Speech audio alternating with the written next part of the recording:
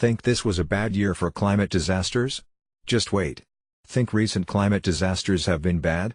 Just wait, researchers at the University of Hawaii predicted Monday. Right now, one climate-linked disaster generally hits at a time, whether it's hurricanes and/or heat waves killing thousands in Europe. By 2100, unless something drastic changes, a new report predicts regions will start dealing with multiple disasters all at once. It's just going to be crazy. We cannot imagine what will happen when all these things happen at the same time, said Camilo Mora, a geography and environment researcher at the University of Hawaii who led the study team. Mora's team combed through more than 3,200 studies to try to paint a broad picture of what climate change is going to do to people over the coming century. They cross-referenced their findings against known disasters. We wanted to look only at examples where climate change had already caused an effect, Mora told NBC News. The evidence was absolutely mind-blowing to me.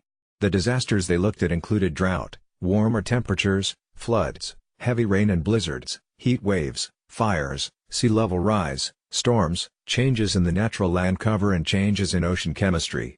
We found 27 attributes of human health impacted by climate hazards, of which death, disease and mental health were the most commonly observed, Mora's team wrote in their report, published in the journal Nature Climate Change.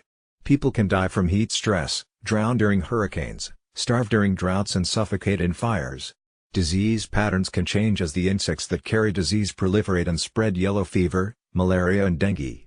The destruction of forests spreads disease, also, the team said. For instance, forest fragmentation increased the density of ticks near people, triggering an encephalitis. Fires drove fruit bats closer to towns, causing outbreaks of the Hendra, and drought mobilized livestock near cities, causing outbreaks of hemorrhagic fever, and melting ice due to warming caused voles to find shelter in homes, increasing, they wrote. Changes in ocean chemistry help cause and can favor the spread of cholera, they added.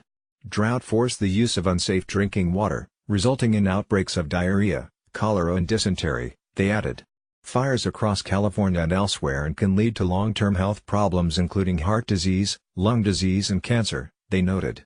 And climate hazards have already affected mental health. For instance, depression and post-traumatic stress disorder were reported after storms in the United States, floods in the United Kingdom and heat waves in France, they wrote.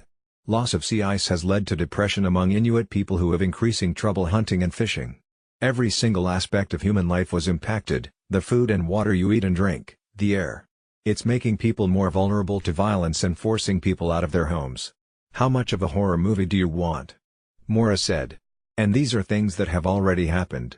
I think that it is already pretty bad. Just ask the people in California and Florida, Mora said. Now the choices are bad or terrible. The rise of sea levels gets much of the attention that is focused on climate change, but other disasters are already occurring and will become more common, affecting people on every continent whether they live on the coasts or inland. The evidence is pretty loud and clear, Mora said. This is what we are doing to ourselves by being so careless with the release of greenhouse gases. That, to me, is the definition of stupidity, doing something that you know will hurt you. But, he said, there are solutions. I am very optimistic that it can be reversed altogether, he said. Not only do we have the technology to reduce emissions, but we can restore the ecosystems of the planet. One example, planting trees. For instance, depending on the species, one tree planted in Hawaii can pull a ton of carbon out of the atmosphere in 10 years, because trees take up carbon dioxide. It is not just about turning out the lights or walking instead of driving, Mora said. So the university to try to encourage people to plant trees to offset their own energy use. The idea came from Mora's 11-year-old daughter Asriel Mora Rolo. The university held an event over the weekend to gauge public interest. Nearly 200 people came to set the record of planting 1,000 trees in one day. We ended up doing it in just 2 hours, Mora said. For the USA that could mean upwards of billions of trees if everyone does their small contribution, he added. It's something individuals can do on their own or in small groups, Mora said.